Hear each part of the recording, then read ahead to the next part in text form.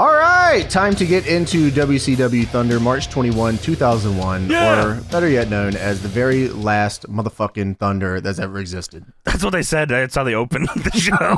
Tony Schiavone said no, they don't. They don't open it that way. They don't even know. They have no idea true. This is the last one. We have no idea what's going on here. What's going on here? Before we get too deep into it, Tony, let's take a look at what was going around in wrestling at the time with the Observers, of course.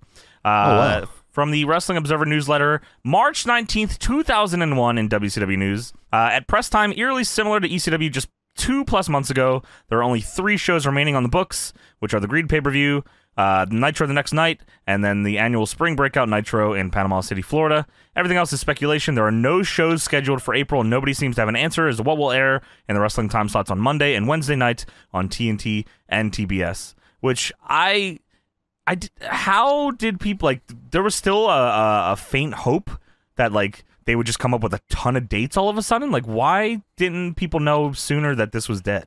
Well, they didn't really know who was owning it, right? Like, because it wasn't going back and forth with, like, Bischoff and all these other people, and Fusion was going to buy it. Nobody really knew what was happening. But isn't that, like, really close? Like, maybe I just have a different idea, but it seems like there's not a lot of time, and, like, if they're, I mean, maybe they could have just did shows and nobody would have thought of it, but the planning that I imagine would go into a show, travel, all that stuff, like, probably needs more than a week, right? I don't know. Yeah, but I guess they assumed that Turner would always broadcast pro wrestling, you know? So they were just like, yeah, we'll probably always have this, but that wasn't the case. Well, them leaving and then leaving the Big Bang as an open thing that, like, people got to talk about probably fueled a ton of TEW saves. Yeah, dude, so it worked out for years. Still to this day. There has been snags in the negotiations in recent weeks with WCW and Fusion.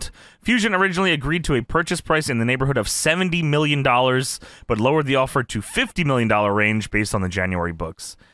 Did the number that WWE paid ever come out? I'm sure it did, right? It was like $2 or $3 million. Chris Jericho could have bought it, yeah. So. Yeah, it was way less than 50 fucking million, right? Yeah, no way Chris Jericho could have $2 or $3 million. Yeah, also no. Yeah. That was, if he did, that was all I had. A 4.2 million is what they sold. What the fuck? Yeah. And they were gonna give him $50 million? It was TV spots, I think. Okay, sure. Eric Bischoff's original group, I guess 70 million was what they were gonna pay for. Right. Or something. 70 with the TV spots. Right. Yes. Yeah. And then they lost the TV pretty much here. Although, by the way, in New Japan news, Muto's new knee to the face finisher is called the Spinning Wizard. So please remember that. Everyone that's calling it Shining has been wrong forever. It's the Spinning Wizard. That makes sense. Harley Race did that as well. Don't speak on the King's name. Sorry, my bad. Sorry. In Insane Clown Posse news, ICP had a show canceled after a bomb threat, which led to a mini riot in Shepherdsville, Kentucky. There had been controversy leading up to the appearance with religious groups in the area wanting to shut the show down. The show went on with 1,000 fans, but the band left the building after word of the bomb threat. When it was announced that the show was canceled, the crowd became unruly and started to punch holes in walls. More than 50 police officers sprayed pepper spray to clear the building, and there was 6 arrests. That's the early 2000s shit. Dude, there's got to be footage of that somewhere, right? Of this happening. Probably not footage, no. No, not even on like a shitty like camcorder. Not one person at a ICP show. Like just trying to bootleg some shit. Nah. They got nothing out there. What the hell? They're probably struggling just to get the clothes on. Let alone having a goddamn camera. You know, juggler life was not a pretty one, but it was a fun one. That's true, dude. One of my life goals is to go to the Gathering. I one time just to experience it. Dude, I feel like crazy. It would, dude. Us going to the Gathering would be fucking crazy for sure. James, you want to go, don't you? Whoop whoop. Hell yeah, hell yeah. In WCW news, Chris Ford, who wrestled as Crowbar, was released, and he was told by the office that his contract, believed to be slightly more than $100,000 a year, was so high, and they were cutting back on the budget. That must feel horrible that you get fired and then the company shuts down anyway. Like, or maybe you don't it's vindication, or is that a word? Like, that is a word. I don't know what it means. All right, well, it's definitely. You know what I'm saying, though. But like, if he would have not been released, he would have just been able to sit out the contract and get paid. Okay, yeah, that's true, but So he probably would have nice. taken the WWF thing anyway. Yeah, he wanted the WWE money. He was a worker. He's a worker, brother. He would have been in the inaugural Brawl 3. He was inaugural Brawl 1, I think, doesn't he? Maybe. I don't think so, sadly. He might have been one of those guys. A major complaint of the current formatting of WCW is the feeling that instead of laying out matches for 5 to 6 minutes, which means 3 to 4 minutes because they count segment time, which includes walking in the ring and ring announcements, they now lay most matches out for 9 minutes with the feeling that they need to emphasize the wrestling content, which I feel like felt a lot on this Thunder. I feel like that was Thunder in general, though. Yeah, you're probably right. The shortcoming as it pertains to understanding the abilities of talent is that if it's Sean Stasiak or the Cat or someone who isn't a good worker, they get the same time as someone like Kidman who would get it. Yeah, you're right. You're right. Yeah. Sean Stasiak? Sean Stasiak? It's gotta be like that? Come on, man. The Mecca of Perfection or some shit like that? Have you seen one Sean Stasiak match you liked? Yeah, the one we watched recently for SGH. No, you did not. No, you did that match is going nuts. That was hot, bro. The goddamn the inaugural Brawl 1. That was awesome. Come on, and man. the one? The fuck? Yeah, the one. Did not. Dude, no, yeah. They will be able to watch and see let that the you people did. decide on if I did or did not like Sean Stasiak versus Albert Big Show and whatever. It was a handicap match. That's insane. No, I don't think so. From the Observer, March 26, 2001, in a letter from Brad Siegel to, I guess, everyone in WCW, he says, in early January, we told you about an agreement that we had reached to sell WCW and its related assets. At that time, we said we would tell you of any changes to the way WCW operates. Effective Tuesday, March 27th, WCW programming will begin a period of hiatus. During this hiatus, WCW will review its programming plans and determine the course of future of WCW-branded entertainment events. On March 28th, please plan to attend an all-staff meeting at 10 a.m. at the power plant, at which we will share with you further information regarding WCW.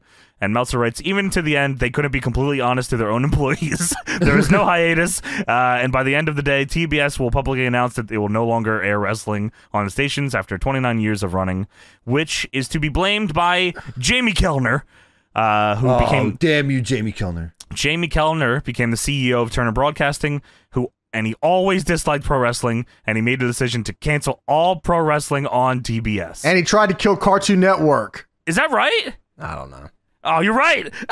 Am I right? Yeah, probably. I don't know. Oh, yeah. All right. I'm going to go with you, though. I'm going to take that, though. Oh, yeah. You can't take that away. Dude, this fucking Jamie Kellner son of a bitch did this. WCW and Cartoon Network? Dude, he notoriously hated Adult Swim, is what I heard. That's Holy crazy. shit. He's what an the idiot. fuck?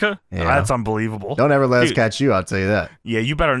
Yeah, your kneecaps are done if we find you anywhere. While wrestling still drew above average ratings on Mondays for TNT and average ratings on Wednesday for TBS, I didn't even know this, because of the negative stigma of pro wrestling with the advertising community, it was unable to generate the revenue advertising community.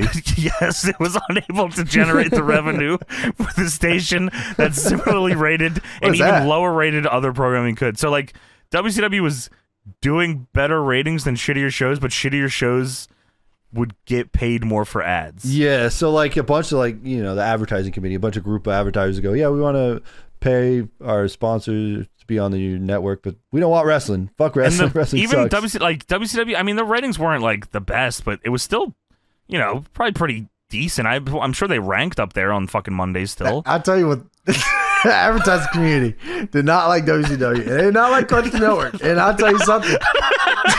If we ever catch you in the streets, it's not going to go well for you. I'll tell you that much. Here's a couple things from backstage WCW before we wrap up here. From WCW Greed, the biggest story backstage involved Lex Luger and Buff Bagwell. Okay, you guys have to tell me, because I know we watched this together, but I don't know. Did we watch this at your house? Greed? Yeah, we did. Okay, because I remember us reacting to this too. Because there's like a 20-minute Jason Jett match on it. And you walked into my house, I think, from off the plane. And you said, what's going on here? I was like, I don't know. Jason Jett's going on for like 20 minutes. That is true. Luger and Buff, who may have greatly hurt whatever slim chances and virtually no chance of being picked up by the WWF, with a reaction of being asked to put over Chuck Palumbo and Sean O'Hare. Both complained loudly about it to the point most wrestlers thought they were babies, and the way they stormed out of the building after the meeting to go to the gym made a lot of people think they weren't going to come back. The match itself was booked for 8 minutes, and it was supposed to be O'Haire pinning Luger with the Swanton bomb clean. Instead, after doing a lengthy interview, which was a part of the script, they went into business for themselves and did a spot where they knocked each other out and laid down for O'Haire to do his move, and both of them took a pin in 54 seconds. Do you remember them? Because they did that and then laid there forever. Yeah. And we were like, what the fuck do happened remember here? They did lay there, and we're like, what the fuck? What? So they Was he just, hurt? that was them. Yeah. Yeah, we were like, are they shoot her? Like, what's going on? No, they did that because they did not want to put over Palumbo and O'Haire. Wow. Well, Palumbo's going to answer back with a great match tonight, right, fellas? Hell yeah. Always. Of course, always does. Dude. Yeah. All-timer. Lastly here, there were 2 backstage skirmishes the last 2 weeks. Last week, Palumbo tried to stand up to Rick Steiner and went to try and take him down. It was a bad idea, and he paid for it. This week, Sean O'Haire and Jason Jett got into a backstage, and O'Haire choked him out in 30 seconds. All right, well. So WCW's going pretty fucking well here. In terms of wrestling, yeah, It's these are going good. Yeah, these are going good. That's true. Everything else, though, not so much. It's weird Palumbo and O'Haire's name keep getting brought up. It seems like they're the problem, actually. You know what? Maybe you're right, Tony. These fucking power plant bastards, the Natural Born Thrillers really are. Where's Mike Sanders? Mike Sanders is not here, and he can't wrangle the boys together. Coach Nash can't have the boys fucking sit down and talk this out? Well, don't What is worry. going on? Palumbo and O'Haire have a great invasion match coming up. They have a great promo and match on this show. Yeah, of course. I mean, don't even get me started tonight, let alone, a couple months from now, and they have an even better match. So, well, let's talk about WCW Thunder, the Final Thunder. Before you get into that, I got a little thing for you. Tell me. I found in the archives on the WWE.com the press release of when they acquired WCW from Turner Broadcasting. Did they say anything nice?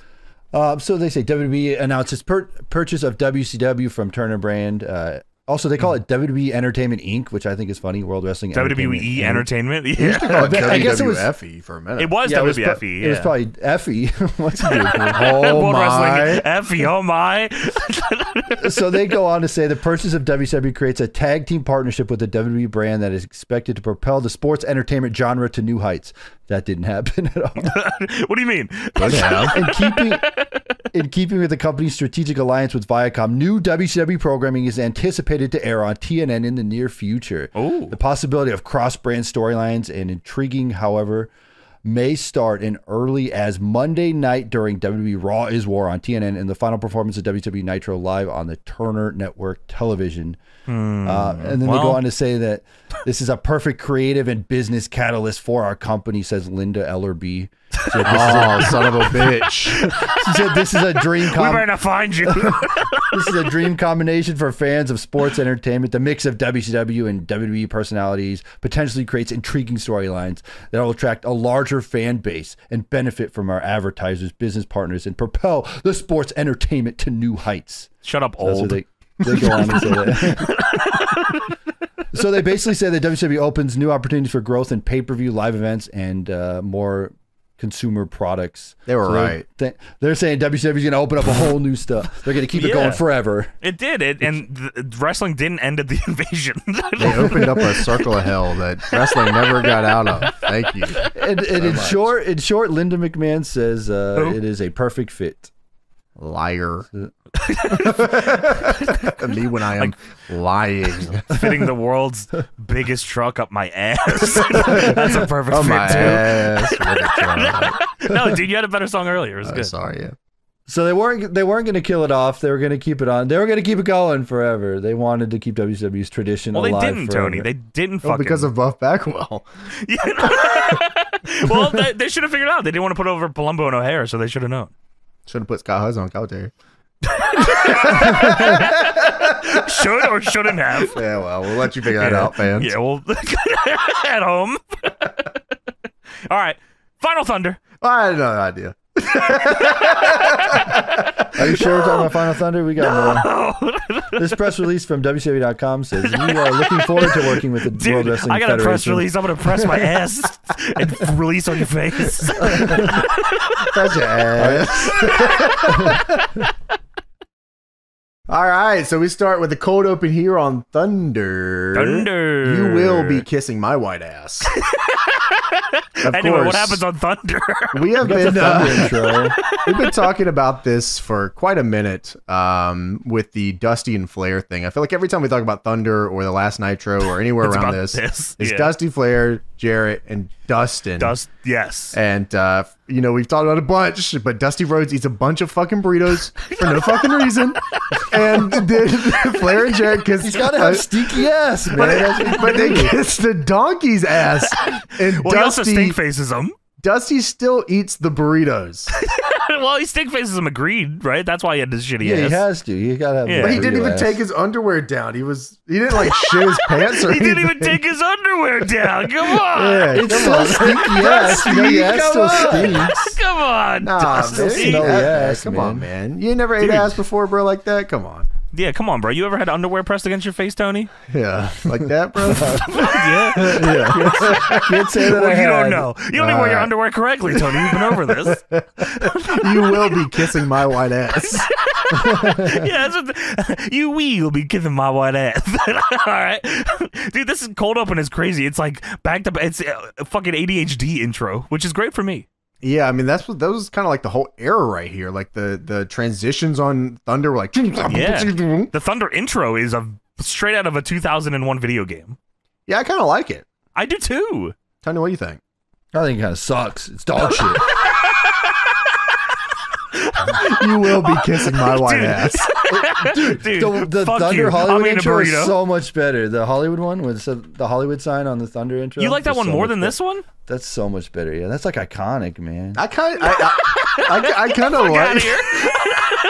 Dude, the whole 2001 WCW intros were like garbage. Like a bunch of loud music and visuals. That's in what I your face. like. When I have no That's, idea what's that's going how on. my brain is That's now. for the youngins. Come on, man. Dude, that's Yeah, the man. TikTok generation. Got their brain fried. Brain over out their here, a bunch ass, of right, Tony? morons. Fuck those guys. No, come on, James, you're on my side. I'm on IG Reels. Tony's on YouTube Shorts.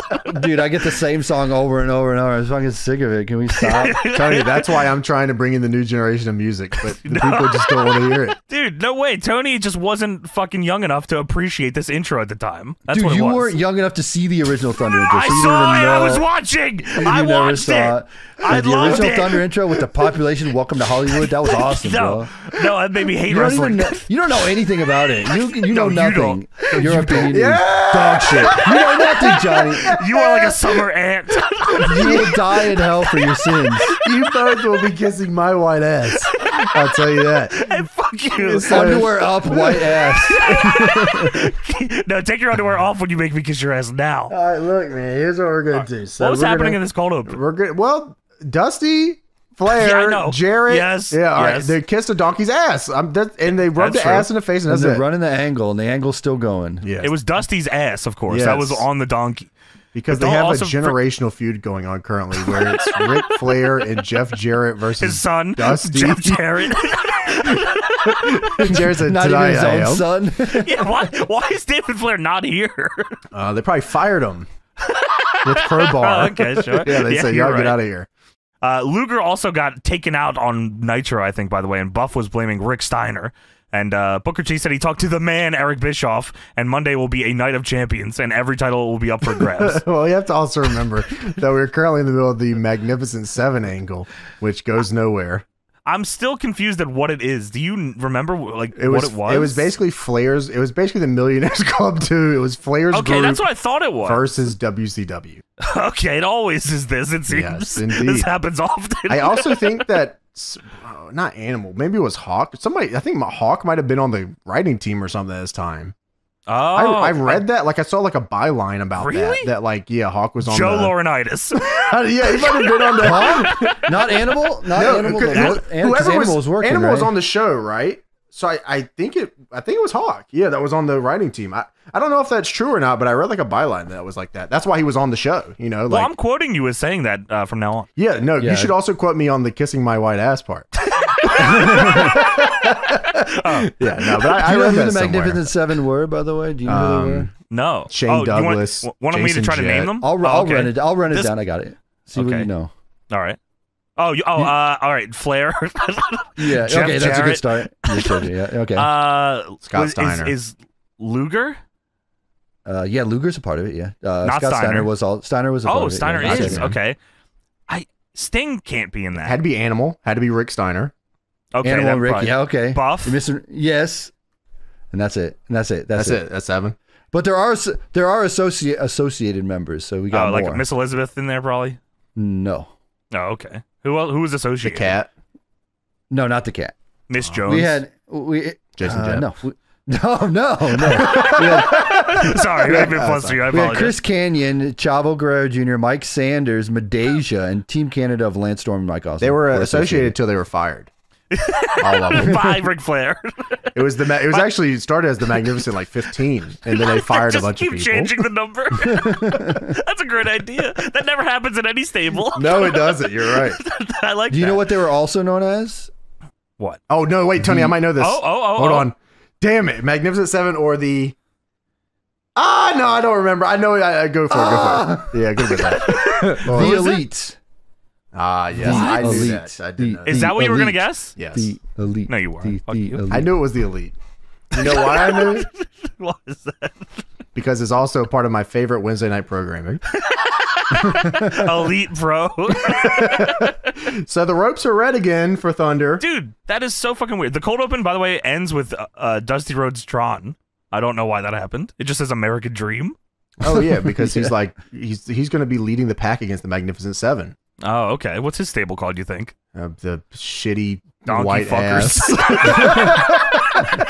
And Jason Jett is for sure in that. I'll tell you that. Yeah, absolutely. He's Hugh fucking Morris. many donkeys. Yeah. That's Hugh Morris is in that for sure. Well, the ropes are red again for Thunder, which I still Why? haven't heard an answer about.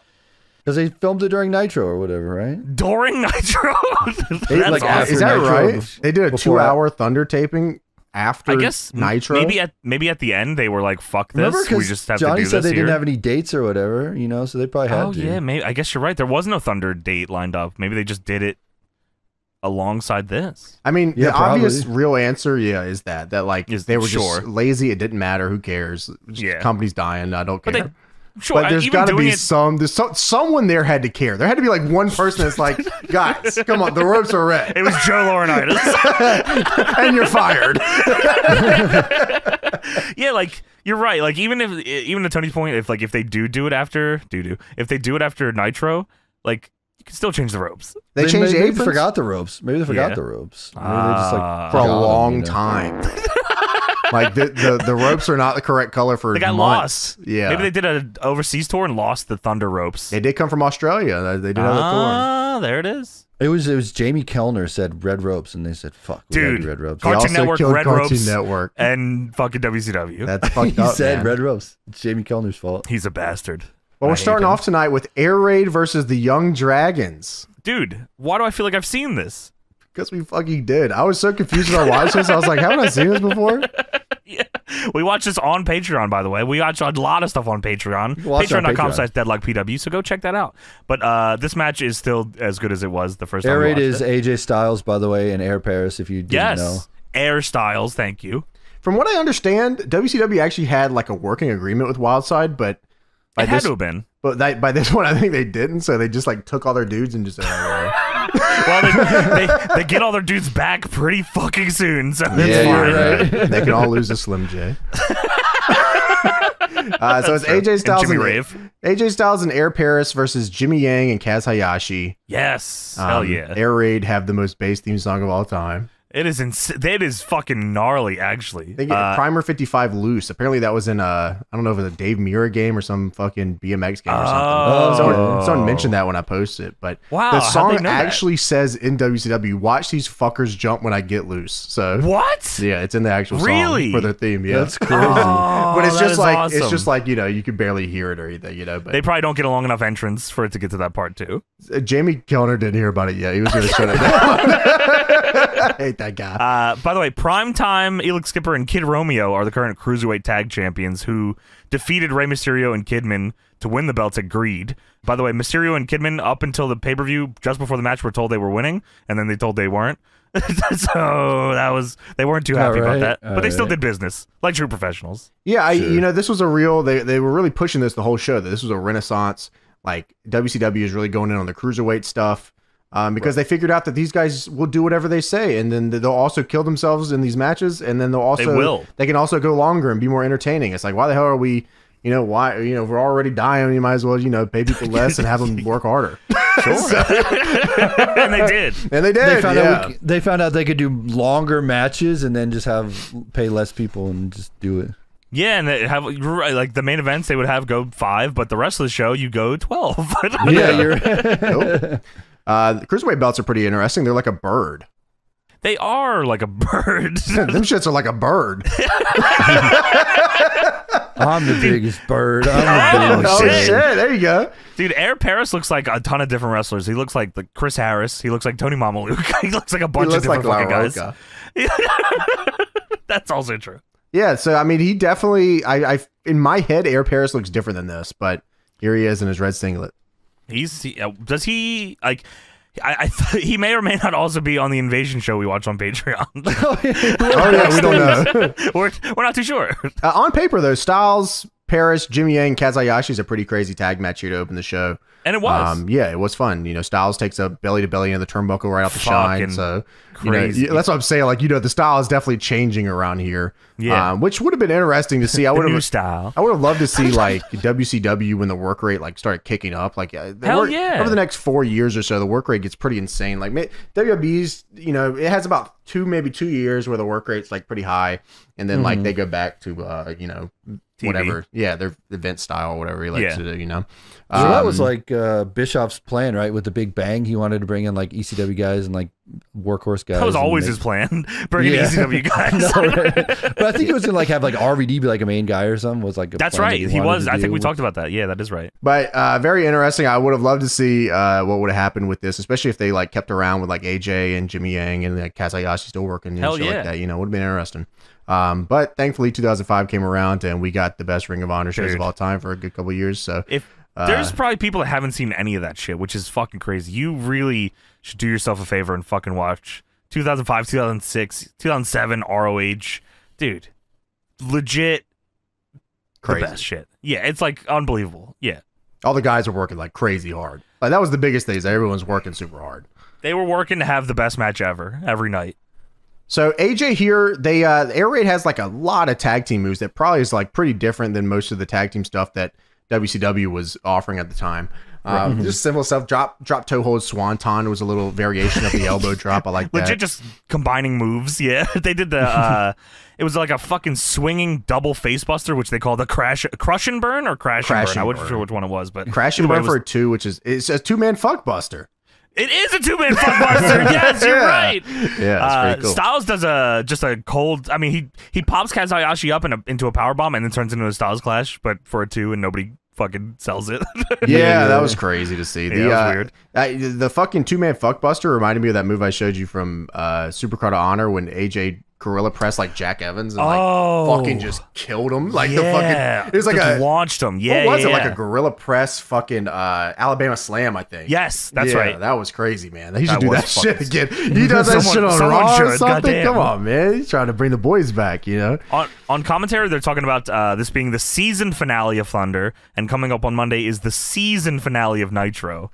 And Bischoff invited all the former WCW champions to the show, and who could show up? This is the longest season of all time. It wasn't on series. Like, I guess they don't want to say that for sure. They don't know still, but Air Paris hit the Tyler Rex burning hammer in this joint. He did. I know. That was fucking crazy. Jimmy Yang has his own key crusher, which I always thought was cool. He killed Air Paris with that fucking thing too. That was dope. AJ then does the fucking German suplex fuckbuster. Dude, he does. But he doesn't like fuck him with it. He like takes his knees to it. No, yeah, it's the Roddy Strong version. Yes, eventually he changes it to the wheelbarrow fuckbuster. Yeah. But Roddy Strong version is really cool too. It is gnarly, but the fuckbuster is tremendous. Jimmy Yang then drop kicks AJ out of midair and spinning heel kicks Air Paris.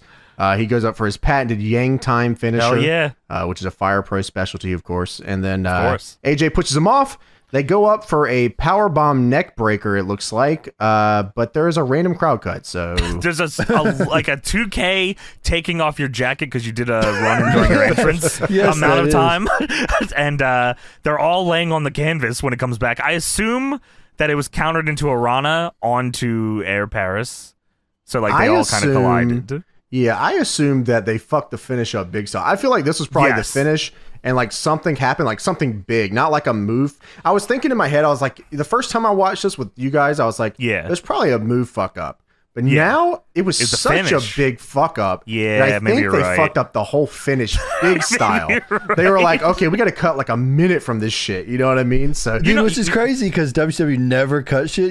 They always left the botches in, so it's weird for them to cut they it. made sure you saw the fucked up finish. Yeah, that's what I'm saying, bro. Like that, like I feel like something like catastrophically went, like they rang the bell or something. It was the wrong finish. They said, hey guys, start it again, and then like holy shit, I think it was something like crazy big like that. To give a little credence to that too, fucking like Jimmy Yang does like a shovel driver on the floor that they just barely catch. He just does it cold on the floor, and then Kaz Hayashi beats AJ with like a fucking reverse bulldog. I don't know what you call this, like sling blade without the sling. Bad. Yeah, just the blade part. Yeah, really. You got fucking Sugar Shane Helms doing the vertebreaker and the other matches and shit. Yeah, man. Can't beat nobody with a neck breaker. We're gonna do a cruiserweight renaissance. A neck breaker is not a finish. And if I'm back there through the curtain when he comes back, I'm gonna let him know that. Well, he didn't take. He probably didn't listen too long because the company dies soon. Yeah, that is true. He just said fucking whatever neck breaker. Yeah. So it shows replays of WCW Greed and Nitro where, if you can believe it, Dustin and Dusty put their asses and donkey asses in Jeff Jarrett's face, and Flair and Jarrett kisses donkey's asses. They don't have donkey's asses. It is their own asses, but there's also a donkey. With shitty burritos, by the way. Yeah, shitty burrito ass with underwear and donkey ass. There's so much ass donkey here, man. Yeah, Dusty Rhodes stink face Jarrett at the pay-per-view, shitty ass or not. And then they rub Jarrett and Flair's face onto a donkey's ass on Nitro. Somehow we keep seeing this. Like this isn't even the last time we see this. No, you see it again in 2 minutes. The donkey's ass gets played more than like most people on this show, which is crazy. It gets more time than the Cruiser match we just watched. So now it's time for the Goldust Town Hall. Dustin comes out with the loudest fucking dub of all time. I legit wrote the same thing. Loudest dub song possible. You can't hear the commentary, you can't hear the crowd audio. I woke up in a new Bugatti. And he has a bag in his hand, of course, and there is something fucking wrong with this guy, right? Like something's wrong here. Yeah, you know what else is wrong? That they play the B-roll of Flair and Jarrett kissing the donkey's ass again. Dustin goes, I don't know if you guys have seen this or not. You missed it. What? This is on Nitro. Let's roll that B-roll one more time. This is the third time they've shown it. Keep showing me the does B-roll. say B-roll. He says B-roll. He does say B-roll sandwich. And then he commentates over it all, by the way. Yeah. Also. Ooh, you imagine how that smells right now. Dude, holy. Man, oh man, oh man. That's Dude, man. Dustin's gimmick of doing his dad's gimmick worse sucks. It sucks. Give me Black Rain. They like cloned Dusty Rhodes, but a lot of the DNA got fucked up along the way, and this is what you they kept playing the B-roll during the goddamn thing. The They were transferring it from the goddamn tubes to the tubes, and they kept playing the B-roll, fucking it all up. Come on, man. Dude, Dustin Rhodes, first of all, he's holding the mic really weird. He said, man, oh boy, Papa, I love you. I feel a little bit bad for the nature boy. Woo, Ric Flair. And on the other hand, I feel good because I shoved Jeff Jarrett's head in that ass to the chosen one. Holy. Well, Nature Boy, I got some stuff for you. I think you'll enjoy these. And he reaches down and he starts going through a bag. A prop bag? He brings out a prop bag? Yes, correct. He goes through the bag and he pulls out some kind of, what I thought was a gift. But what it is pin the Nate on the jackass. Shut the fuck up! Today says, didn't we see that on Monday? He explains the entire pin the Nate on the jackass game. What you do is you put the blindfold on and you spin around real dizzy, you know, and take a little picture of Ric Flair right here and you put it on his ass. And you'll know when you get it on his ass, because when you undo the blindfold, it's going to be a hell of a lot uglier. Anyway, let's see what else we got here. Shut the fuck up! We got some chapstick. Everybody needs some chapstick when they're gonna pucker up and get some ass. What the fuck? Oh my god! Why did he say ass? Ass. Why do you pucker up say and get it some like that, man? ass. He's Dusty Rhodes, of course. That's why. Yeah, come on, That's man. Dusty Rhodes. You're crazy. At this point, like I said, I'm usually watching these with Deb, and she says, "I'm glad Thunder died." That's what Shivani was saying on the mic. They cut it though. That's what Jamie Kilner was saying. Or whatever his fucking name is. Hate that guy. Dustin Rhodes pulls out mouthwash because God knows he needs it. Who let the dogs out? Woo! Oh my! Who let the dogs out? Shut the fuck up! If you keep saying it, it'll be funnier. Who let the dogs out? He said, "Ooh, ooh, who let the dogs out?" Ooh, ooh, ooh. He kind of does do that. If You're right. he better doesn't if start you'd have said stuttering that. now, bro, come on. Well, he backed that ass up and Flair kissed it. And Flair, one more thing. I reserved a special suite at the Holiday Inn just for you, just in case you and the Silver Dollar get a little too close for comfort, so you can have some fun if you know what I mean. What do you So mean? you bought Ric Flair a room. That was nice of you. So he could fuck a donkey. Well, he'll Alright. never be at the room. He'll be in the bar downstairs. So don't worry about that, buddy. You didn't even need the key. Well, Flair is here, though, James. Oh, yes, No, of or course. is he? Oh, no, he's Well- totally here, Tony. Or is he? He's here, not physically or mentally. He's at the Holiday Inn right now. It's from the room. And thanks for the room. He told Silver Dollar to maybe stop talking for a minute so he cut this promo. So Flair is on the Tron in a shirt, spiky hair, and he is flipping This out. is the most unhinged Flair that's ever existed. Do you hear me? Do you see me? Did you enjoy Yes. Monday night? Dustin Rhodes is arguing with him, right? Yes. He Yeah, oh, legit yes, I just did. responds like that to everything. Yeah. Can you hear me? Do Yes. Do you know who I am? I do. Do you think it made you a big deal? Yes. No, it did. Indeed. Do you think that impressed people around the world? It did. I don't have to impress anybody. And then Flair says, "Do you think what you did impressed people around the world?" I'm asking you a question. You answer me, boy. And then Dustin Rhodes walks to the ropes, leans on it. What was that? I'm asking you if you think what you did to me and the chosen one made people around the world laugh. Oh, hell yes. This goes on forever. Flair is fucking genuinely losing his fucking mind, yelling, screaming, somehow it's like not really a full color shot, but you can tell how red his face is getting. He's lost his fucking marbles. Yeah, no, I mean, the spiked hair is crazy. Like, that spiked hair, Ric Flair is crazy. And, like, him not coming to Thunder is literally insane. He's the CEO of WCW at this point. Of WCW, yeah. He says he's a CEO. He's going to make Dustin's life miserable. So he nosedives the company, sells it at events, and then tells Dustin to go work for TNA. So I guess in the end, Flair got the last laugh on that one. I will say that the shot they have here of the back of Dustin's head looking at this Tron is the funniest thing I've ever seen in my entire life.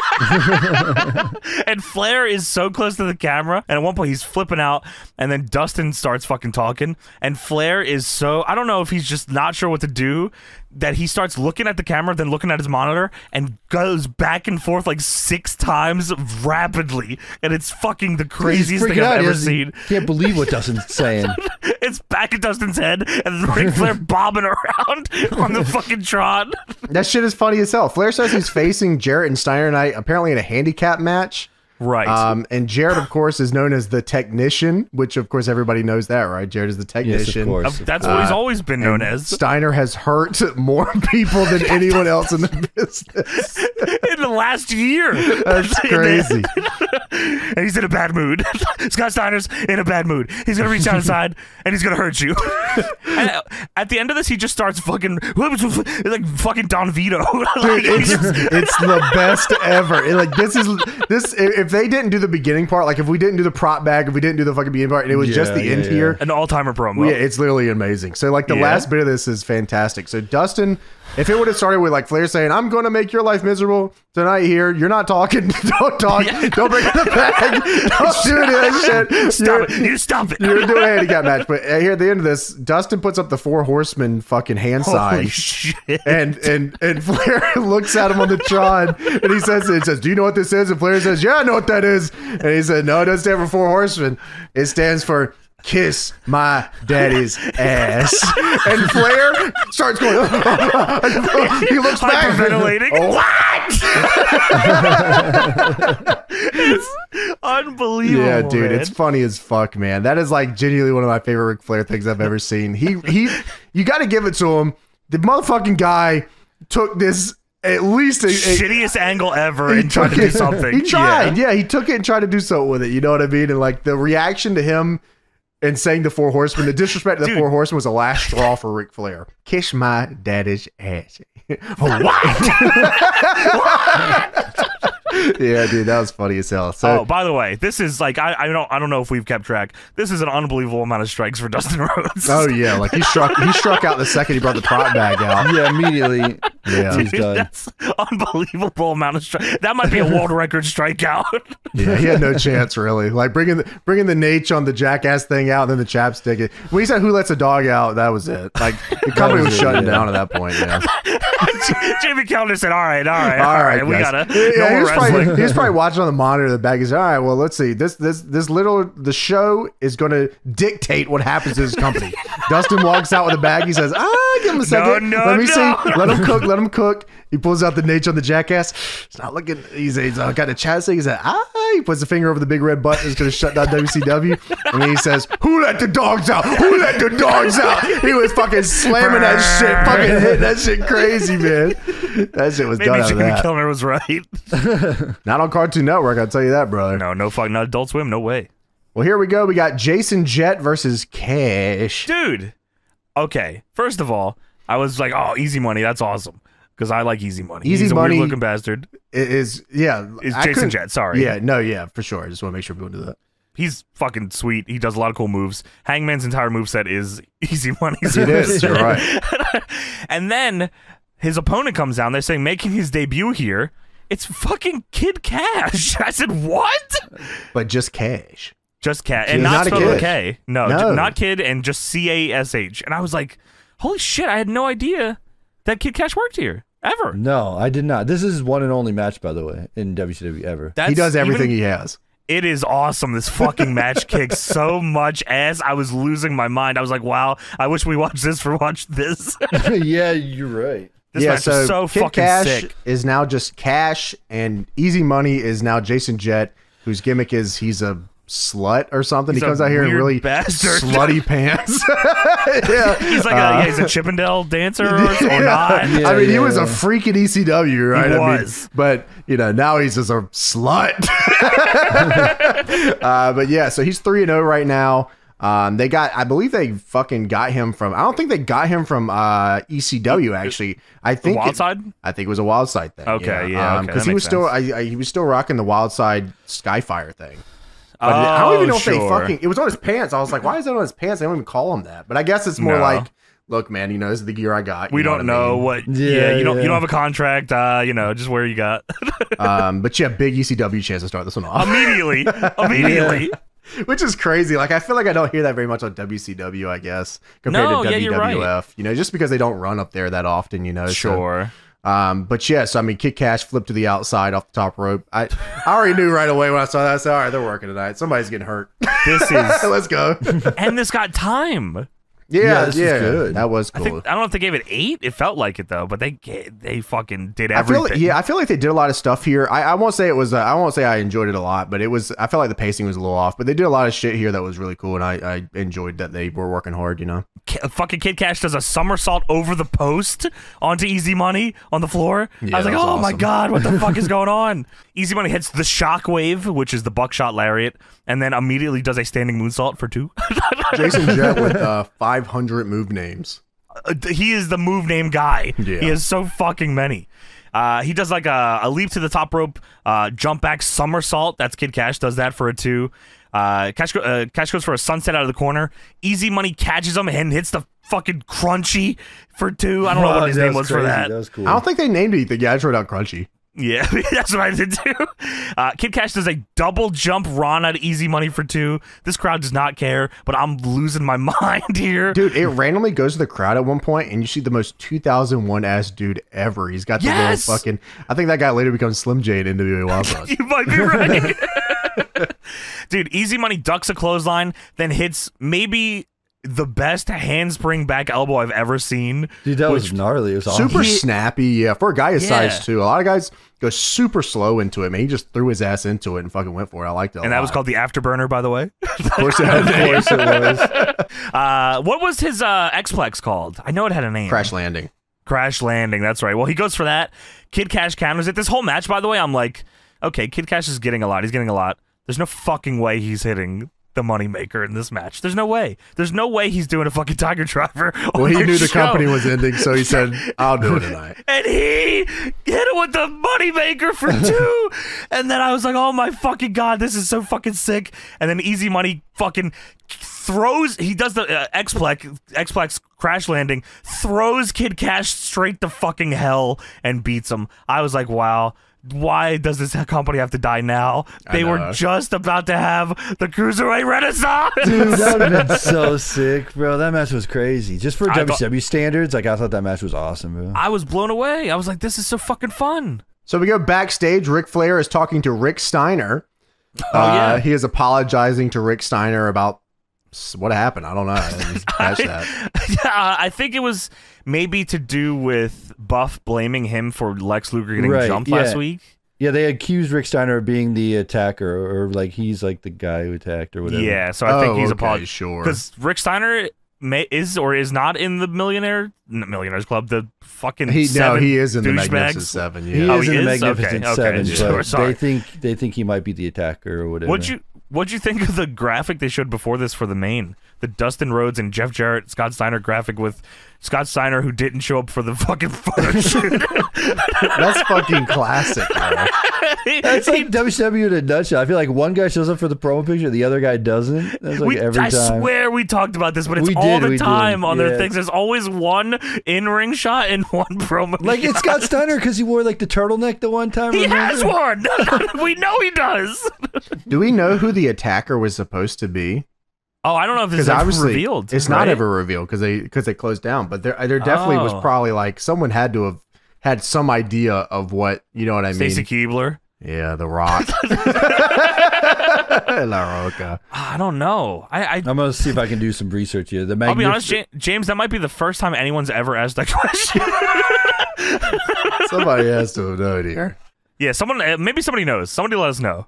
Who was the Magnificent Seven attacker? I'm going to keep looking because there's all these articles on it. I know there's a million articles, and I'm like looking through them, and I found like I just see them talking about the group. I don't see, but my guess is Sting. Okay, they said that it could have been Kevin Nash Goldberg or Sting. Kevin Nash Goldberg, Bret Hart, Hawk, Jason Jett, Ric Flair attacked himself. 7, David Flair. What if it was 7 attacking the Magnificent 7? Oh, fuck. Yeah. Wow. We're really getting into the trenches now. Yeah. Jamie Kellner. He says, no way. He saw 7 was going to attack 7. He shut it down. He said, that's it, man. We're done here. No fucking way. So we go backstage. The cat with Miss Jones is talking to M.I. Smooth, of course. I love that fucking name. We must have talked about this before. And every time I forget that M.I. Smooth is Ice Train. Yeah, I always forget. I had to look him up again. I actually think the promos and shit they do are always really good. The matches are, whatever. But the actual promos are funny. Like, Cat is a funny guy, man. He is funny as fuck. He's super funny here. Yeah, M.I. Smooth slaps him on the chest. And, like, they're having a conversation about what they're going to do tonight in their tag team match. Yeah, and M.I. Smooth slaps him on the chest. And he says, we're going to take him out. And the cat says, yeah, watch that chop, though. We are going to take him out. I guess Canyon did something like they're talking about Canyon. Fucking took a forklift. Okay, and that's what I was going to ask about. Yes, he used a forklift and flipped over M.I. Smooth's limo. And then he tried to take out Miss Jones. I don't know. He tried to take Miss Jones, like take her. Abduct her. Yeah, like in the forklift. DDP style. Like DDP style, yeah. Yeah, of course. Exactly. Always with the DDP. The forklift, you drive by. Yeah. Here He's comes got, the he's fade got the style. cert. He's got the cert, brother. He can do whatever he wants. Candy's forklift certified? No Yeah, way. dude. And that's why he was super maybe that's based. Mortis. Maybe Mortis is forklift certified. yes. No, Hugh Mortis comes up in a minute. No, come on, don't give it away. Not yet. Not yet. No! It hasn't happened yet. All right, sorry. Well, somebody will listen to this officially and know. You know what? Maybe it has happened. That might be up by now, so who knows? No, I mean in history of wrestling. Hugh Mortis sure, has not- sure, Maybe sure. it happened in WCW. Yeah, I well, don't know. yeah. Kat says It's happening, it's happening in the Big Bang Universe. Is coming out in 2K23. Let's go! With King Harley Race in that King Big Harley Bang Race, the universe. blonde Blonde bombshell. bombshell. Hell yeah, In the Big Bang Universe mode. it's coming. It's coming. Yeah, no, hey, don't sleep on it now. Kat tells Smooth that he's got to stay cool, and Smooth says, "I'm cool." And Kat says, "If you mess this up, I'm gonna have to beat your ass." And Smooth says, "What?" And Kat says, "Tonight it's me and you versus Animal and Canyon," which my eyes bulged out of my head at this matchup potentially. And Smooth says, "We're gonna take him out. We're gonna take him out." And like James said, he slaps his chest. He said, "Watch that chop. We are gonna take him out. I'm gonna call my mom. I'm gonna call my mama, and then call your mama." And Smooth says, "And then we're gonna call they moms and pick him up." Watch that shot. We gonna take him out though. Yeah, so man, we get Canyon shit. and Road Warrior Animal, who are I think representing the Magnificent Seven. Well, Or Canyon's not. not in it. He's just a He's an friend affiliate of the though group. of the Yeah. Magnificent Seven. Oh, I he's see, like okay. he's part of the other group. A like- liaison. yeah, liaison to the Yeah. yeah. So it's Canyon and Road Warrior Animal versus Cat and Mi Smooth. With Miss Jones. And Canyon apparently used a forklift to flip over Mi Smooth's limo, which is why He comes we're up here. through the he comes up through the Cody Vader. Yeah, yeah, dude, Canyon with jacket where he turns around and there's nothing on the jacket. Yeah, you're right. No, nothing on the back of the jacket and no pyro.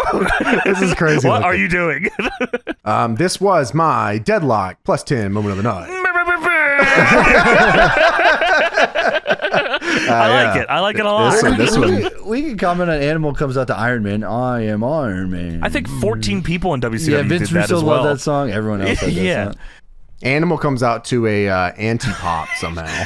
I'm Is sure it that's Road what I Warrior mean. Pop and like negative Road Warrior Pop. Evil Road Warrior Pop. That's evil. Well, if you remember the Sin thing where Animal showed up, I showed you the picture of it, but there was supposed to be like a huge reveal of like a guy, mystery man coming into WCW, and then it was Animal. Everyone was shit on the whole angle. Dude, no way. I'm sure it was a Road Warrior Pop. That's crazy. On Nitro, by the way, Animal hit Mi Smooth with a DDT and helped Canyon beat him, and then the Cat beat both their asses. So that's that. How'd the match go? It should have been my deadlock plus 10 on the night. Did you watch it or no? I Was it- did fucking watch Oh, it. I okay. did Well, I watch saw it. the match. I thought, speaking of Mi Smooth, I feel like either Big E or takes like inspiration from Mi Smooth. It's like, I'm like, what the hell are you doing? The splash and everything that Big E Yeah, his does. whole moveset is the same. Yeah, Yeah, yeah, I was training sure. I was training in fucking Scott Norton. We're a sick tag team, so I Hell don't yeah, blame him. That's bro, good that's inspiration. awesome, yeah. Did you like this match, Tony?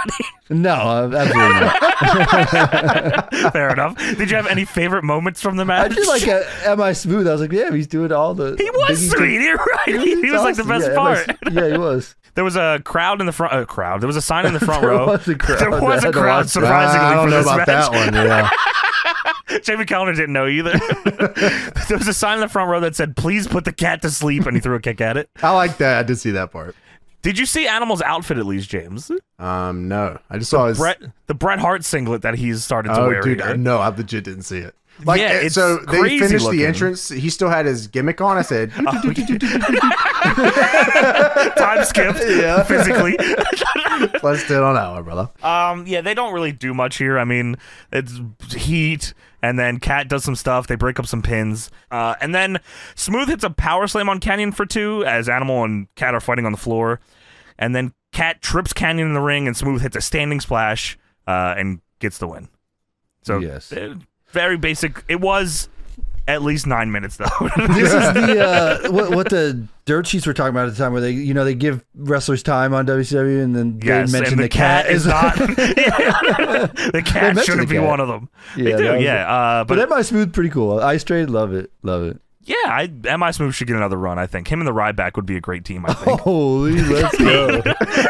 Am I Hungry is his new name. That'd be awesome.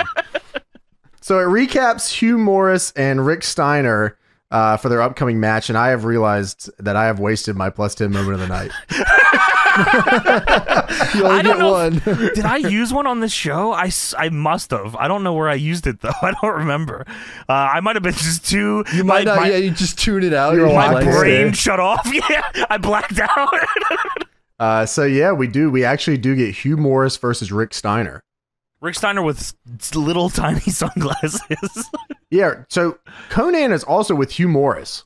This is forgotten by time and should be forgotten by us and not talked about. Why? This is because Conan is here to provide unity and togetherness between the troops in WCW wrestling as they take on Ric Flair and the Magnificent Seven.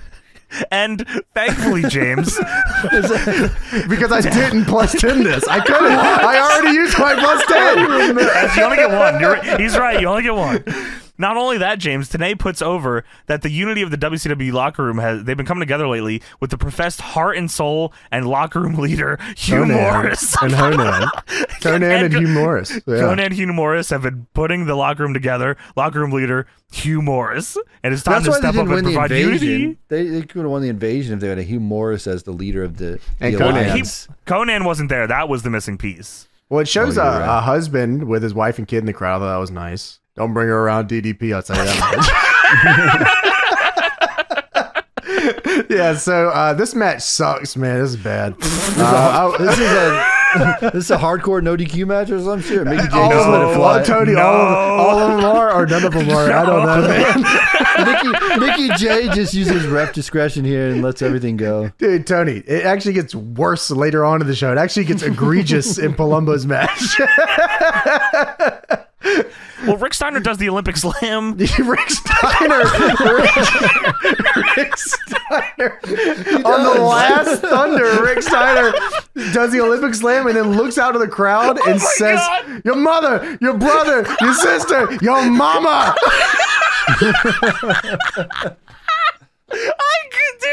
I replayed that like 4 times. Somebody had to have said, you suck. Yeah, your mother, your brother, your sister, your mama. He ran out of A's. He was trying to rip off Scott Steves, bro. It's not happening. It was super trying to happen. It's not happening. So Rick Steiner sets up the fucking Pillmanize on Hugh Morris's arm because he's been doing this, fellas. This is a thing that he has been doing. He Pillmanizes? Is that right? He's looking to kill everyone's arms. So guess what? Dude, yeah, okay. He fucking... This is so strange. He gets in the ring. He pulls the ref in the way to because Hugh Morris is about to splash him in the corner. He kicks... the ref is distracted, so he kicks Hugh Morris in the balls. He goes out of the way to distract the ref to kick Hugh Morris in the balls. And then he not goes like the ref would have called it. Which we find out very quickly. I respect that he like thought the ref would call it, right. But he wasn't going to call it. Because he goes out of the ring and gets a chair and then hits him with it in front of the ref, and the ref does not care. He does not care at all. Well, because the discretion of the ref says that there's an angle that we have to do, and there's a run-in that's got to happen. So, and it's even worse. It's even fucking worse. But so yes, there is an angle. So he puts fucking Hugh Morris's arm in the chair, and he's fucking going to break his arm because Rick Steiner is the arm breaker. I'm the arm breaker. And Shane Douglas comes out because he says, Shane, come out here. And Shane Douglas says, okay, I'll come out. Come get some. You don't like me? Bite me. And Shane Douglas comes out here in an arm cast. Dressed as a WCW commentator. And a future TNA backstage interviewer. It is the same outfit. It's the franchise here backstage. And he comes out in an arm cast, and Rick Steiner. A lot of arm casts on this show. Because a lot of people's arms are getting fucked up by the Magnificent Seven. You're right. The Armman. Rick Steiner. So Douglas hits Rick Steiner in the head with the cast after a lengthy fight between the two. A while. And sorry, James, 1 second, just before you, so why the fucking ref thing is even crazier. He lets him fucking use a chair. He let him low blow him. The ref, while Rick Steiner and Shane Douglas are fighting, the ref is doing a tug of war with Hugh Morris over the chair and takes it from him so he can't use it.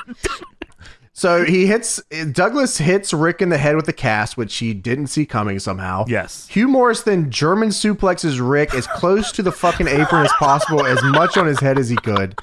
And Hugh Morris ends up winning the match. It's fucking unbelievable. The unity and togetherness of the troops of WCW is finally starting to come together here on the last Thunder. Where is Conan?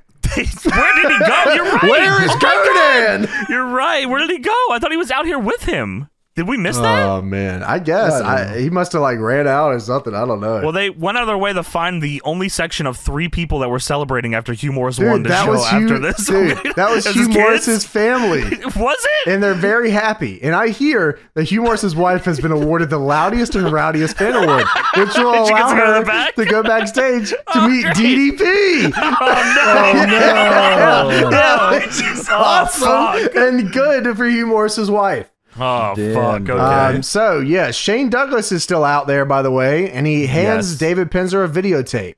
The ring announcer. He comes out to hand the ring announcer a videotape. By the way, Shane Douglas is out here and could just say the promo. Dude, he could say the promo, or he could have given the truck the tape. Yeah, he just gives Dave Penzer, like, he's going to do something with it. David Penzer had to run to the truck in the back, hand it to him before the commercial was over. That's what they say. They say he went to the back, and it's all queued up now. Oh, thank you, David Penzer. So we go to the pre-tape. We go to the VHS that Douglas has this recorded. Mysterious tape, whatever it could be. What is it? Yeah, what could it be? It's an out-of-focus Shane Douglas promo. Dude, blurry Shane Douglas with a crooked tripod camera. He's like Bigfoot. Very blurry. Dude, all the promo shots, by the way, have, what do you call that? The, like, where it says overlay, record. the VHS overlay. Yes, all the promos have this. Yes, because that's Ric Flair's documentary he's doing with the Magnificent Seven. Shane Douglas was too? Yeah, it was a lot of documentaries. You just didn't understand what they were. You didn't understand the vision. But you can go to motionarray.com and get this overlay, I'm pretty sure. So this exact cool. one? Yeah. Okay, so, yeah, Shane Douglas calls out Rick Steiner because he took his United States heavyweight title and he broke his arms. He says his arms, which made me think someone should pilmanize 2 arms. And 2 legs. And give a cast on both arms, and they have to come out and try to fight with it. I like that. Did that not happen to Chris Candido? I swear he did something like that. No, he just had a fucked up bicep forever for real. Oh, sure, okay. But for some reason, I have in my mind, I feel like I remember him having 2 arm casts in TNA. Maybe I'm making that up. Why? I hope that's real because I did see that. I'll have to try to find it. Why was this blurry? It's just the vision I don't see. Because he focused it as in he was doing the promo right in front of the camera. So it was a manual focus. So he backed up to do the promo, and it was fucking blurry. Nobody. So when he gets, because he gets like real close at the end of the promo, and then it's in focus when he's talking. You think that was on purpose? I don't know. He wanted that. I don't think anything on the show was on purpose. I think that's just how it ended up. You don't get an autofocus camera, or even just have someone film for you. Why do you set up a tripod? Or just turn on autofocus. How about watch it and say, hey, this is blurry. Or just cut the promo in the ring. You know, he was out there. Why do you cut the promo in the ring? Both of them. Well, Shane Douglas is like a Timex watch. He takes a beating and he keeps on ticking. What? Yeah, that's right. Shane Douglas is like a Timex watch. He takes a beating and keeps on ticking. Try the franchise. Dogface Gremlin. And I also want to have a match with Ric Flair. Dude, yeah. I've been waiting 15 years, Nature Boy. And as Tony said, he gets close to the camera, and it looks like he's AI upscaled Shane Douglas. It's very strange. So, now it's time for the Elix Skipper and Kid Romeo and Chavo Guerrero Jr. versus Rey Mysterio Jr., Billy Kidman, and Sugar Shane Helms 6-man tag. Do it now! That is so crazy. This soundbite's got so much work. They used it so much. Rey Mysterio comes out with half Rey Mysterio, half Mankind mask on. I'm very confused. That was nuts, bro. And then he takes it off. He takes it off. Yeah, right. What are you doing? Shane Helms comes out and they play 10 different songs. The loudest fucking music ever. It's so loud, so mixed like shit. Just whatever. They're turning up the fucking no one in this crowd has reacted all night, but there's fucking constant going on the whole fucking night. And so they turn that up 300% to match the 300% dubbed Sugar Shane Helms song. Dude, it's like they put no effort into dubbing this whatsoever. No way. They just had to cover up the Vertebreaker song, which is a sweet song, by the way. Vertebreaker. That song's awesome. Yeah, it's a song you should workshop, James. You do like that 2023 remix. Shit, I might. Hey, don't get me started shit. now. All right. I'm in my music era. Well, Billy Kidman was in his black tank top era here, which felt fucking strange, and Shane Helms with not an ounce of green on him also felt weird. Yeah, that was weird. Also, dub Shane Helms with the girls was crazy. They were dancing to 10 different songs. And crazy crowd audio.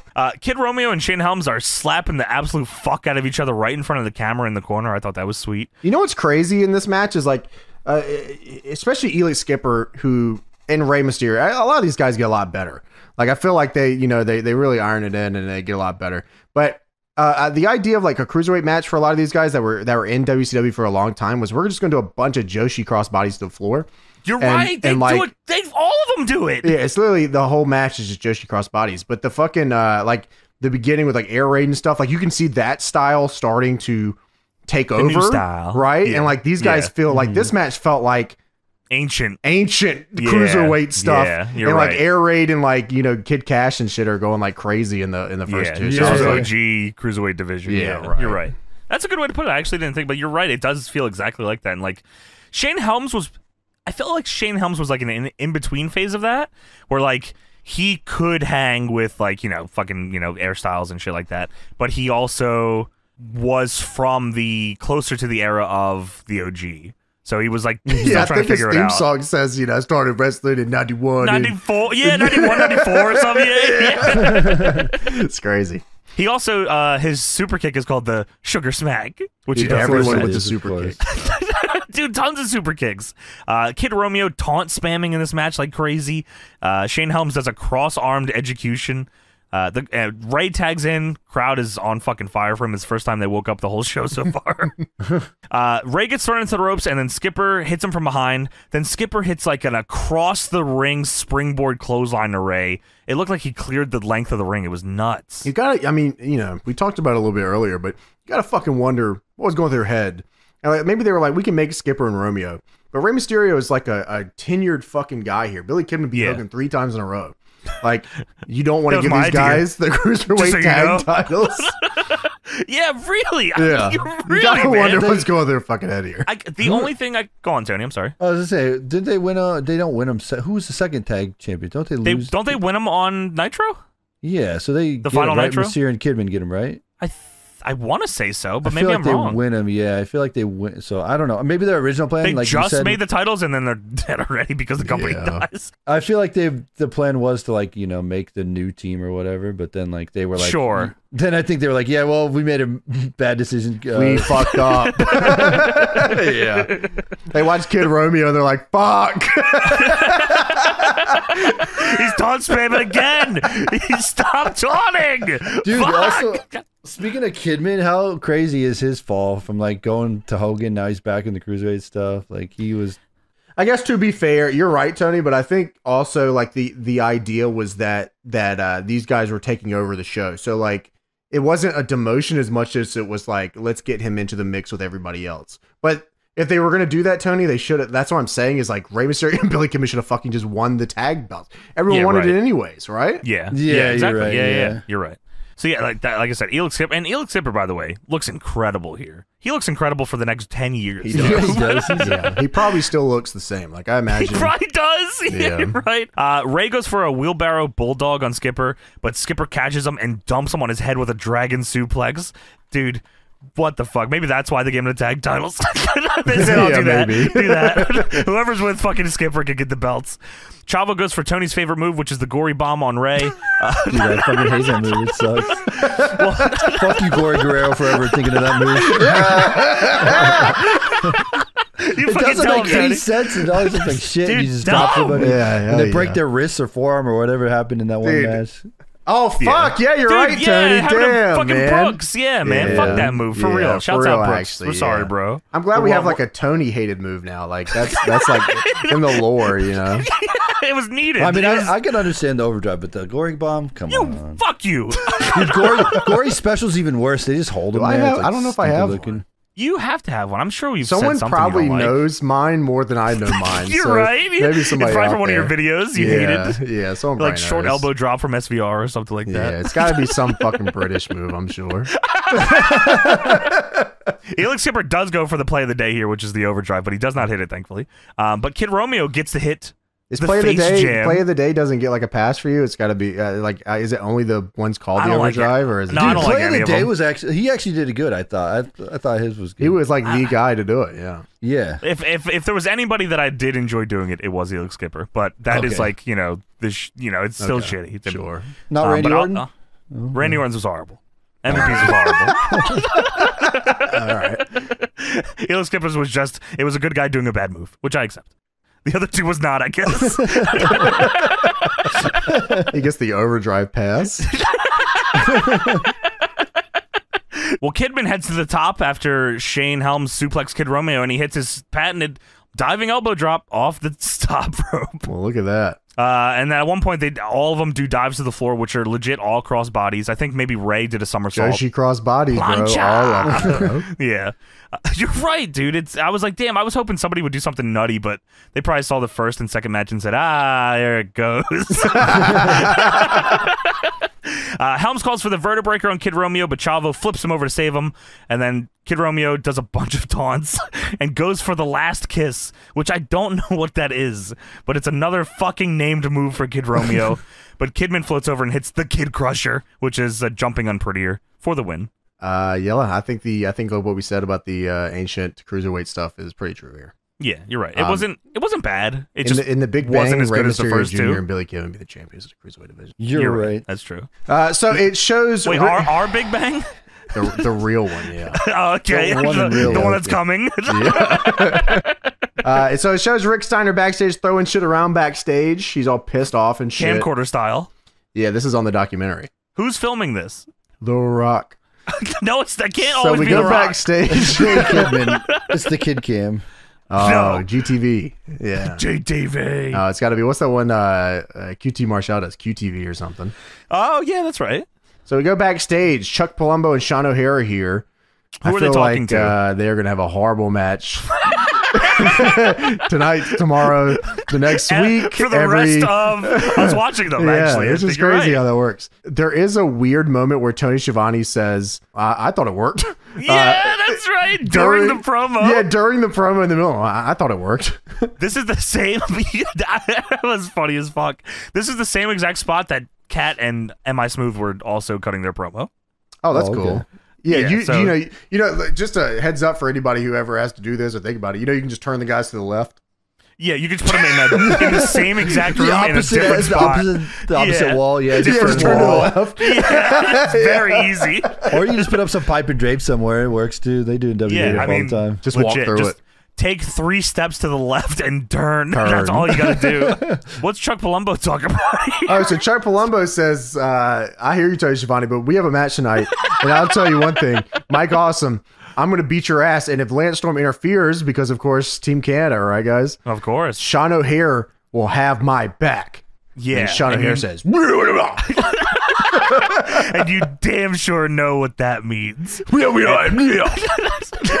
also says Mike Awesome is not the brightest bulb in the chandelier because he thinks he's going to beat him here on Thunder. He's also talking off into the distance. He's not talking to Sean O'Hare or to anybody. He's talking to the documentary filmer. The Rock. No. So WCW Thunder is sponsored by Castro GTX. Well, maybe. They showed it for a second. They didn't actually say it or announce it or whatever. I was going to say, I'm sure they loved it. I usually write that down, and I didn't see that. You must have Yeah, it was, fucking it actually... was like a lower third or whatever. Oh, yeah. do they say anything or no? No. They just show it. Oh, No, okay, maybe that's why nice. they're nobody wanted to sponsor WCW. They never talked about them. Yeah, That's okay, why fair Well, they enough. used to have the Pep Boys replay, right? Hell yeah. So Chuck Palumbo versus Mike Awesome. Oh my Mike God. Awesome is the Canadian Killer, which sounds like gimmick infringement to me, brother.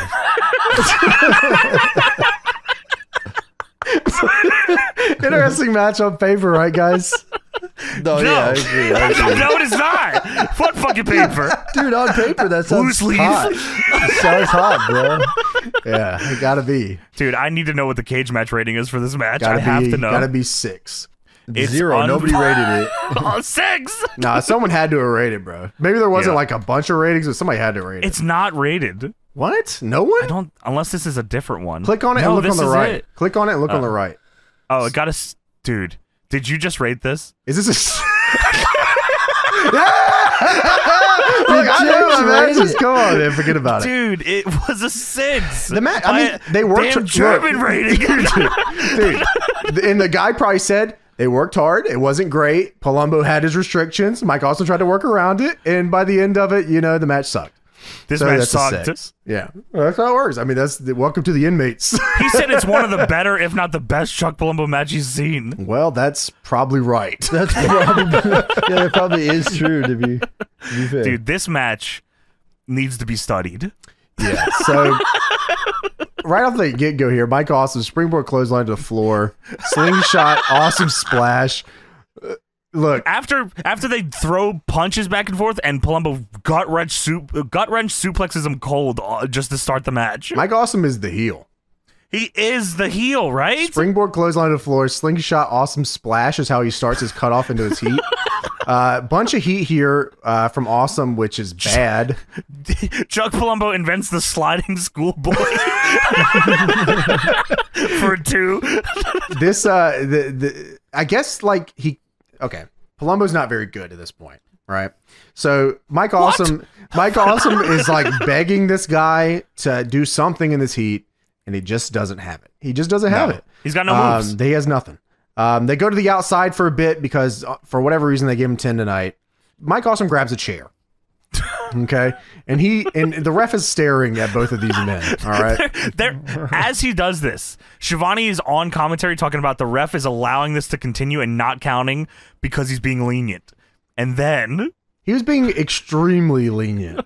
Some would say not paying attention might even not be a trait of this his match. Job is up. So he grabs the chair. Mike Awesome does. He fucking tries to hit Palumbo straight in the head with it. As hard as he possibly could.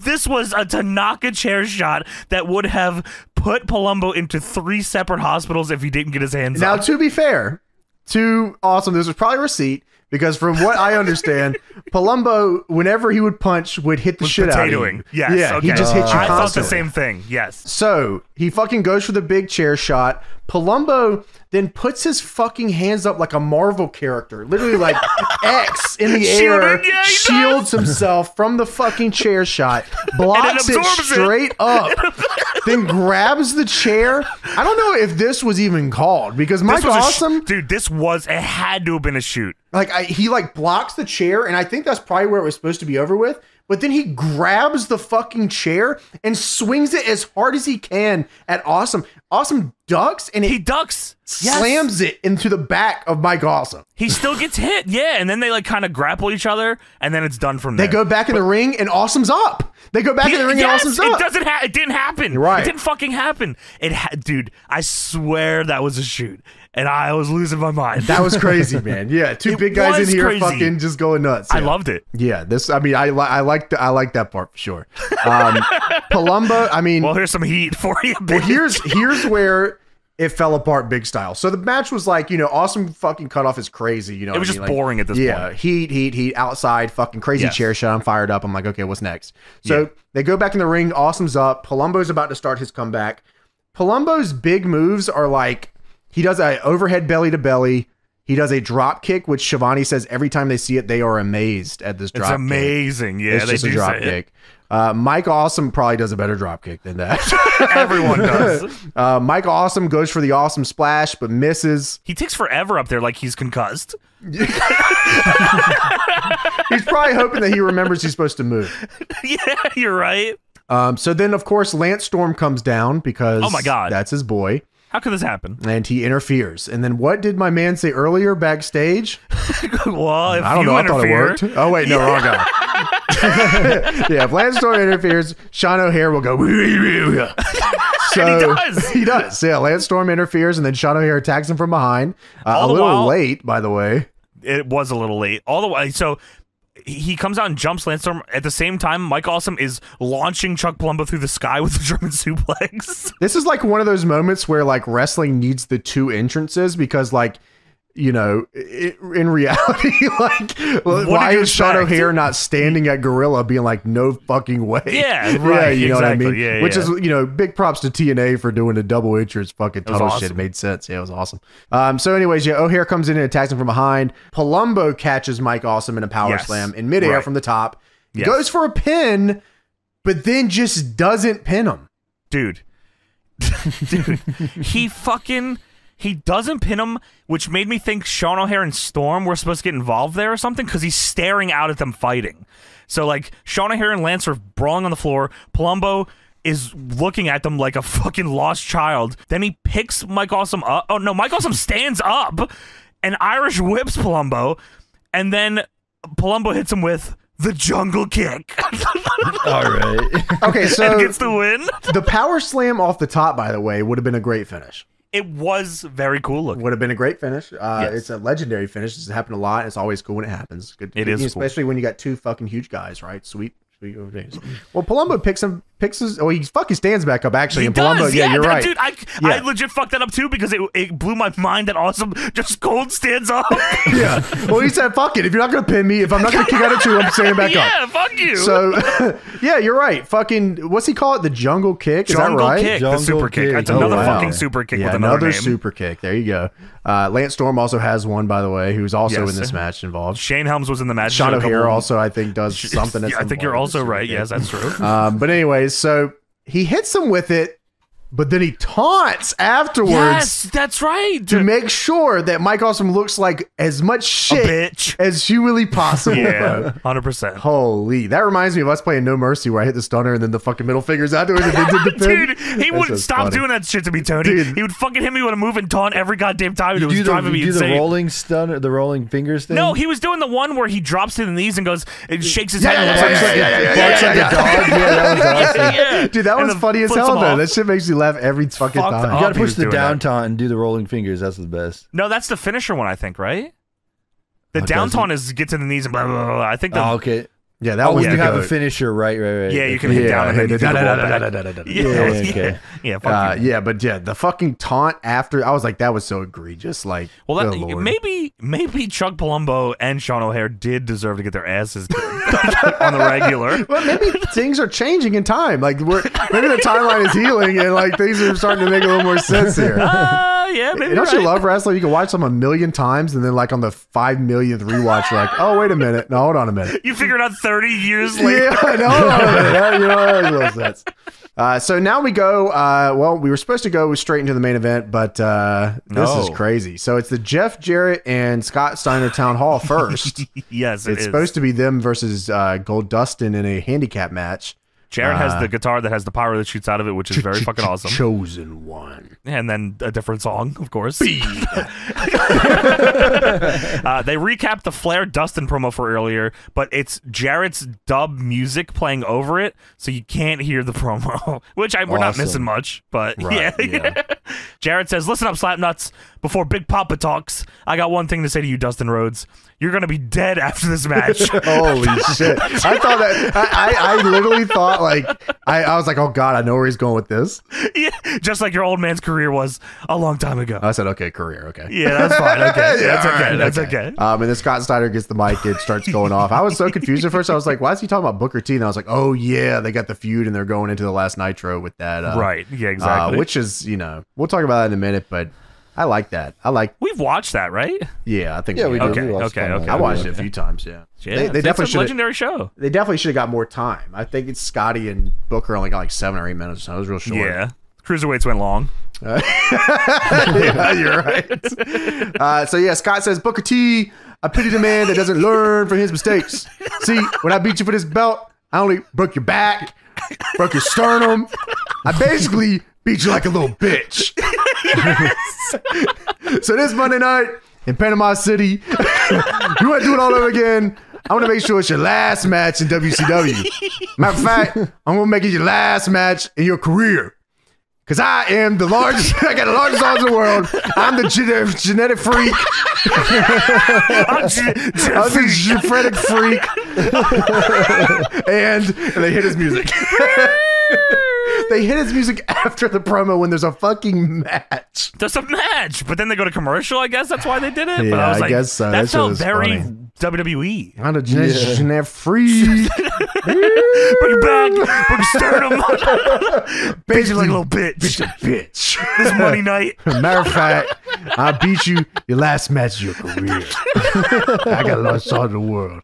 That's I mean, this is the real shit right here. That is a wrestler. Yeah, for real. We were robbed of Ryback versus Scott Steiner. But we were robbed there is a big bang coming. Yeah, and you don't even know what's next. Corn-fed meathead Ryan Reeves is coming in the Big Bang. From the corner with a meat hook. Oh, my. So we go to a pre-tape. Road Warrior Animal goes into the locker room of the of Ric Flair. And Ric Flair is laid out crazy on the floor. He's put through a table, I think a coffee table. It's not like a table. It's just a coffee table he's laying on. An Animal is flipping. Oh, yo, cameraman, I know Flair's going to want to see this match. Oh, that was before he went on. He said, cameraman, come with me. I know Flair's going to want to see this match, so I'm going to go get him. He thought he would have to go get the CEO of the company to come watch the main event that he booked. With the cameraman. He needs the cameraman to come. I don't make no sense. For some reason, also, yeah, when he's on the floor dead, for some reason, he walks in the room, looks at Flair on the floor, and he goes, I'm tired of this crap. Oh, man, what the hell? You, go get some help. He puts to the cameraman, go get some help. The cameraman puts the camera down facing Flair and then goes to get help. Dude. He says, yo, go get some help. You get help. Yeah, get I'm help. tired of this crap. Flair is dead on the floor. I'm tired of this crap. Dude, not only that, James, he like leaned over, he like bent down right and said, I'm tired of face. this crap at Flair's unconscious face. Right in his face. It's egregious.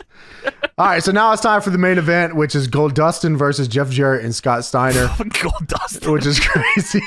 Wait a minute. Wait, was this guy Goldust? He was WWF's Goldust. Holy shit. Yeah. Way better than this gimmick, I'll tell you that much. Well, they call him the natural. They do. Well, Scott Steiner is the fucking GOAT. Once again, I'm telling you, this is that real wrestling. Jeff Jarrett and Scott Steiner, like, we get to talk about, you get to talk about fucking WWF and you get to talk about the invasion and all that shit, man. We were robbed of a ton of Steiner and Jarrett shit. Yes. Unbelievable. Like, I understand WCW was this and that, la la la la la, bad show, la la la la la la la. But you had Scott Steiner and Jeff Jarrett, and this is the only place it should happen like this. Yeah, it doesn't exist anyway. Like, even TNA Scott Steiner is not this guy. It's not the same. We missed out on a ton of this shit, man. A ton of this shit. There's a ton of shit we missed out on. But yeah, so Steiner with the Steiner line, elbow drop, push up. He tells the ref to count.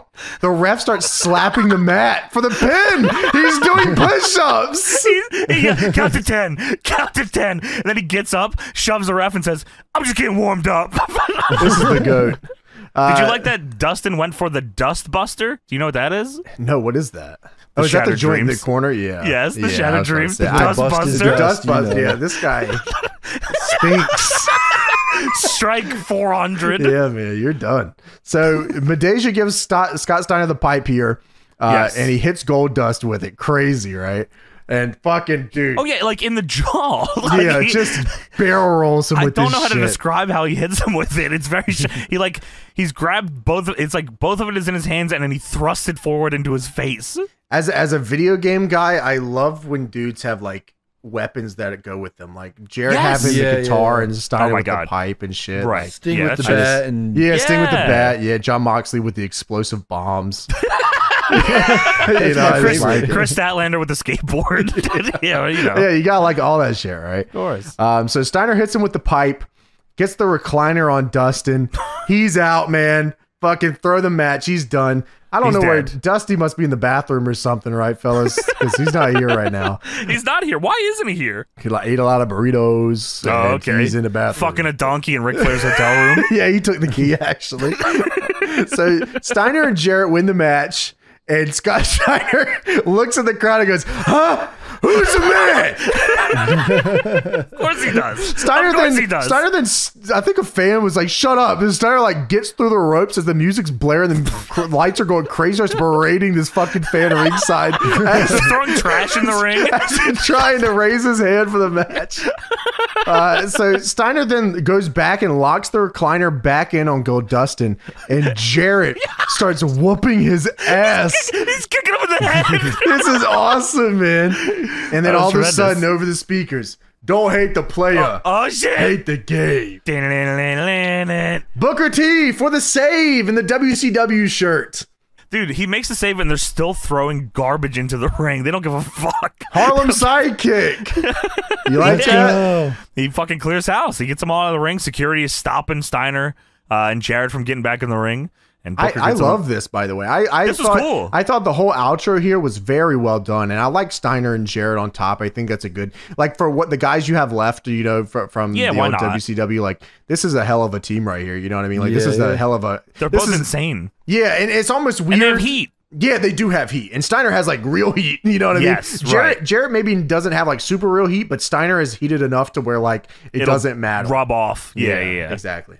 So Booker gets on the mic and says, Steiner, I know you're a little scared of losing that gold around your waist. Let me tell you something. It's going to happen. It's got to happen. And when it's over with, don't hate the player. Hate the game. Let's go. It cuts to Scott Steiner. I'll see you Monday. You're a dead man. You're a dead man. Let's go. Dude, that's so that was great. good. That was yeah, great man. The crowd loved Booker, super into it. Don't hate the player, hate the game. Booyah. And I'm finna get with you. Let's go. This was that real wrestling, man. That was very fucking cool. That was ending. awesome. What a great ending there to go into the season finale. They show the last shot you see is it's a cute fucking shot of like the entire crew, like the, you know, I guess backstage crew on the ramp. The Thunder crew, and they take like a little photo together, and I was like, oh, that is very cool. Yeah, that is cool, man. Yeah, this company's gonna survive, I'm sure. Everything's fine, guys. Come take a picture. Everybody on the stage, come take a picture. We're just gonna put it on TV for some reason. We are gonna miss you. We'll never see you again. This company's dying.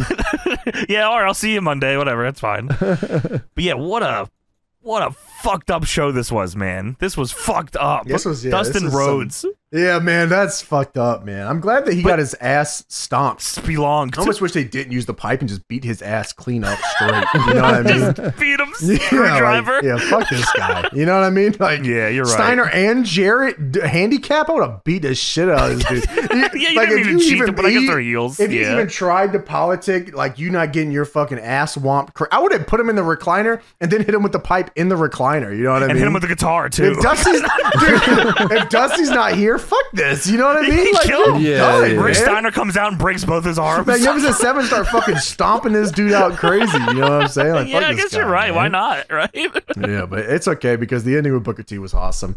Booker T is the fucking shining star of WCW. Booker, I mean, and really when you look at Nitro, like the ending of Nitro there, Steiner and Booker for the world title is like the right move. It should have got longer. It makes a lot of sense. It should have been like the fucking last thing you see because like, I get it, Sting, Flair, blah, blah, blah, blah, but Booker and fucking Steiner were like, they were like a glue to this fucking place for a super long time. They were, and I don't know if they ever stopped being over there. No, like to the last dying. Like it never got cold for either of them. I don't think. You know what I mean? Yeah. And like I know Flair was still involved, and like I know Sting was a very big deal history. In the yeah, biggest. Of course. Yeah, obviously. But like, if you really want to look at the last couple years, fucking Booker T and Scott Steiner. Booker's carrying every division he's in. Yeah. Every time you can guarantee that you're going to get something we're seeing. Every time. And you're getting a reaction from whatever you put Scott Steiner in. Every time. Like, I can't believe how heated up he was. Like, that's so sick. It is like, crazy. If he did any of that shit, like in TNA, like he did all that shit and like they cheered him because like it's a different era. Like it doesn't work anymore. You can't be too good at being Scott Steiner in current times. It doesn't work. Yeah. Right. But there you go. That was the final Thunder, and that was our show.